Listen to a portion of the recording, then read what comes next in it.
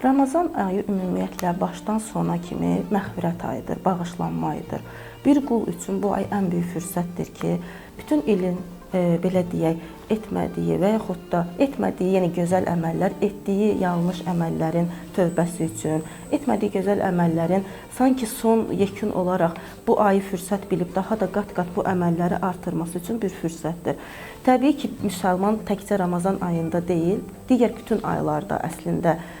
gözəl əməllər etməyə diqqət etməlidir. Əgər sırf Ramazan ayı olaraq amma məsələyə yanaşsaq, burada Ramazanın bəzi özünə məxsus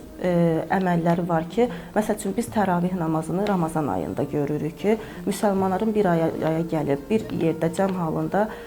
namaz qılması, həmçinin təbii ki, ən böyük, önəmli, vacib olan oruç tutması, Quran-ı Kərim bu ayda nazil olduğu üçün təbii ki, bu ayda Quran oxumağı çoxaltmaq, müqabilə deyilən bir adət var ki, bu Peyğəmbərin sünnəti kimi, yəni biz oturub Quranı bərabər bir yerdə oxuyuruq, buna müqabilə deyilir, bunu yəni Ramazan ayında artırmaq, həmçinin iftar süfrələri vermək, Ramazan ayında təkcə iftar süfrələrində zənginlərin və yaxud da özümüzə yaxın olan insanların deyil də, kasıb insanların, cəmiyyətdə həqiqətən iftar edəcək və yaxud da yemək yeyəcək bir yeri olmayan insanlara da iftar süfrəsində yer verərək acların qarnını doyurdurmağa diqqət etmək lazımdır. Həmçinin Quran-ı Kərimin oxunmasının və yaxud da insanlara yaxşılıq etməyin bu ayda savabının qat-qat daha çox olduğunu nəzərə alaraq, bu ayda biz daha çox savab işlər görməyə diqqət etməliyik.